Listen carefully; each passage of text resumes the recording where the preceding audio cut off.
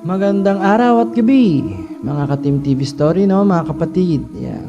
Magbabahagi ulit ako ng isang kwentong katatakutan ngayon dito sa aking channel.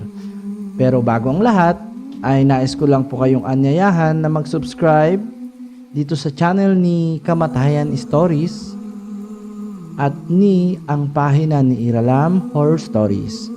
Inaanyayahan ko po kayong mag-subscribe at makinig na rin sa kanilang mga kwento. Ayan. So, simulan na natin ang kwento. Ang ating kwento ngayon ay pinamagatang Kalamansi at si Mamang. Ito ay sinend ng sender natin na itago na lang sa pangalang Alo. Sisimulan ko na pagbabasa, mga kapatid, at makinig na lang kayo. Magandang araw, Boss Team. Itago nyo lang po ako sa pangalang Alo. Nais ko lang po ibahagi ang kwentong katatakutan ko na naranasan ko nung ako ay magbakasyon sa aking lola. Bali, Mamang ang tawag namin sa kanya. Siya ay edad 93 at medyo mahina na rin ang pandinig. Malabo na rin ang kanyang mata.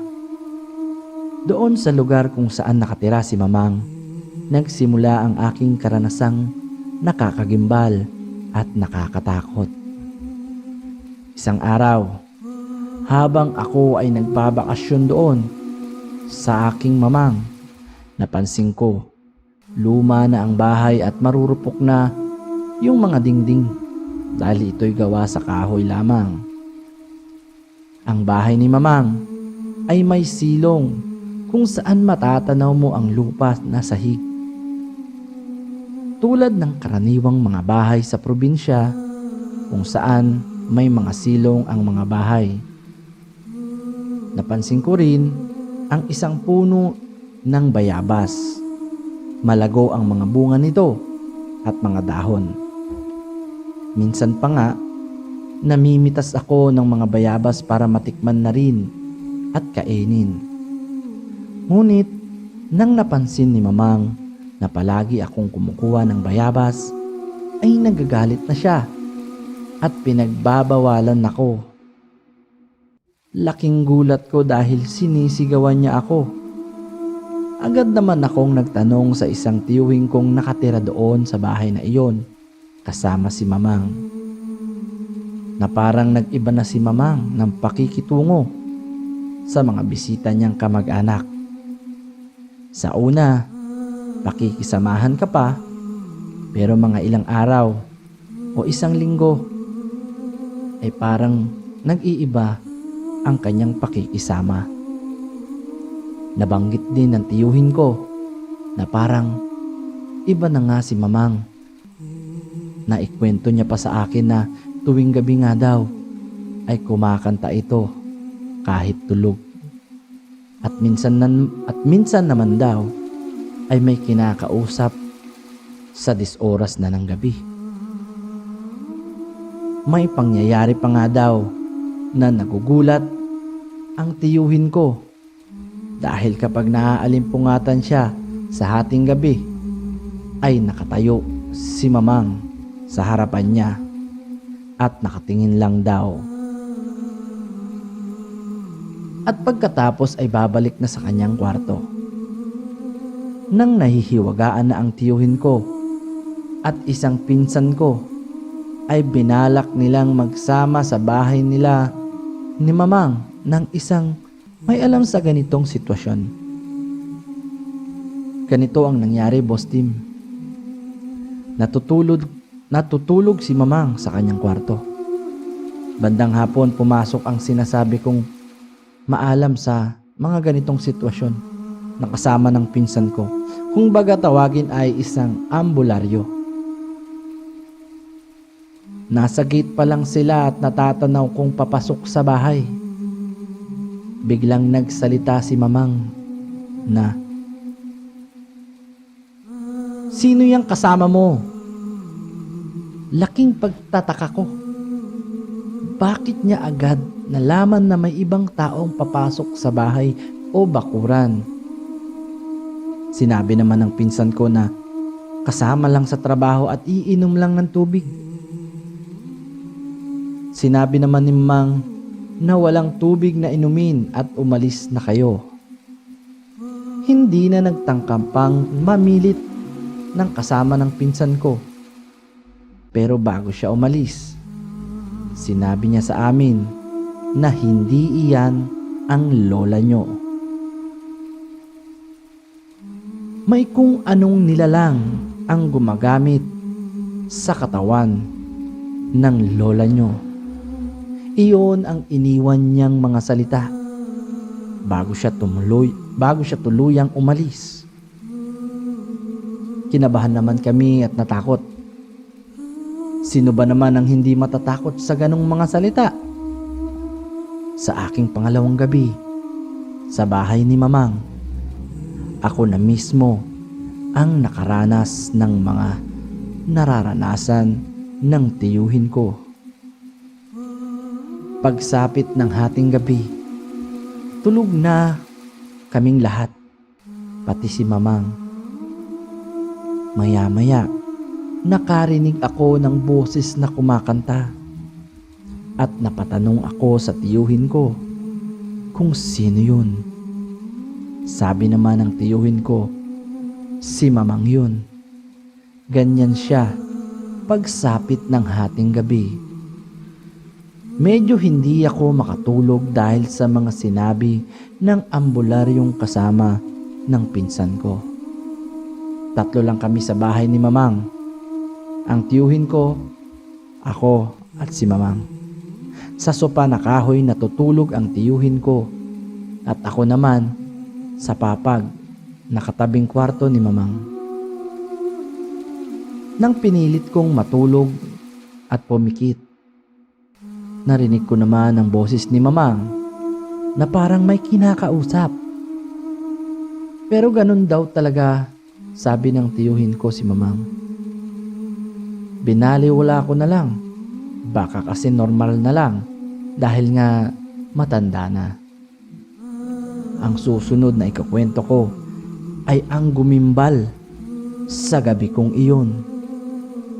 Habang ako ay nakapikit at idinilat ko muna ang aking mga mata para tingnan ang oras. Pero laking gulat ko at takot, nakatayo si Mamang at nakatitig sa aking harapan.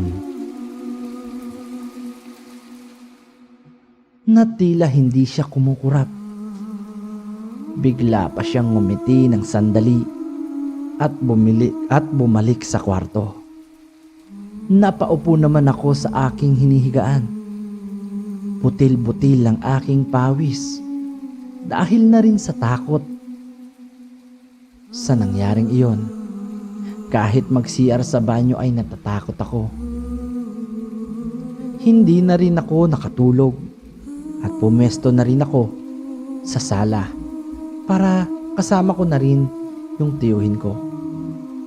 Kinabukasan naman, Boss Tim, ikinuwento ko sa tiyuhin ko at pinsan ko ang nangyari. Sinabi nila na baka may naguutos o sinasaniba na si Mamang ng kung anong masamang espiritu. Bigla naman nagsalita si Mamang na parang normal at itinuturo niya yung puno ng bayabas na nasa loob ng bakuran namin. Sinabi niyang sa ilalim ng puno ng bayabas daw, gusto niyang ilibing kung siya ay mamamatay. Palagi niyang binabanggit daw iyon tuwing may bisita, na doon lang daw siya ililibing sa puno ng bayabas. Ayaw rin niyang ipaputol at sobra-sobra daw ang galit niya kapag pinakikialaman ito. Naisip ko munang bumili ng almusal.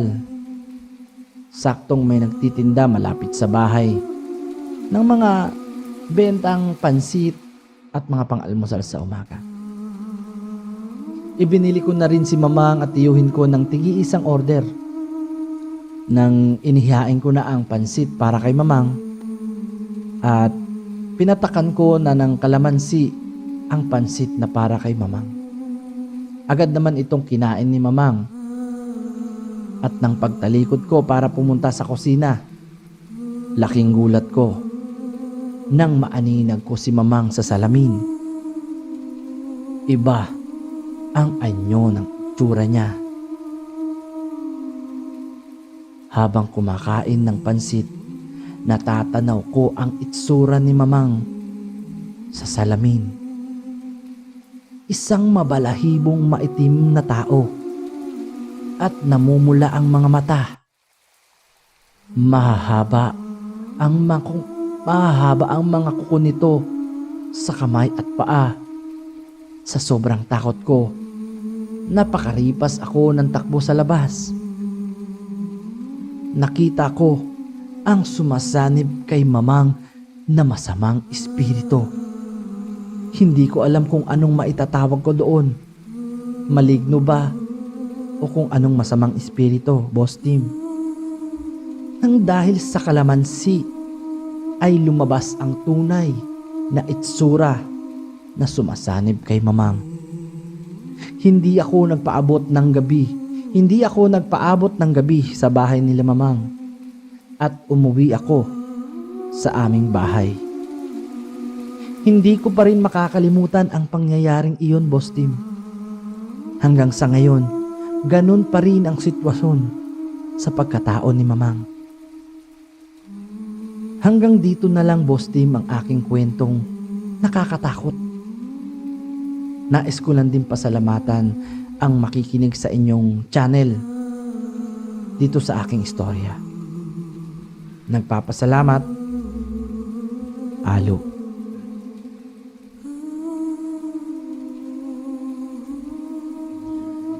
Maraming salamat nga pala. At ayan, natapos na ang kanyang kwento. Nakarinig na naman tayo ng isang kwentong katatakutan na karanasan ng isa sa ating mga story sender. Alam nyo mga kapatid, medyo magigimbal talaga tayo kung sa atin mangyayari ang ganong karanasan, ano? Ang maipapayo ko at maikokomento sa kwento mong ito, sender, ay lagi tayong magdadasal sa kahit anong oras upang tayo ay maprotektahan sa kung anumang panganib o sa mga nilalang na hindi natin kauri dito sa mundong ibabaw. Magdasal tayo sa Diyos na nasa langit at yan ang magpapatibay sa ating pananampalataya. At yan ang kwento ngayon dito sa Team TV Story, mga kapatid. Hanggang sa muli at maraming salamat sa pagtutok lang dito sa Team TV Story. Hanggang sa muli.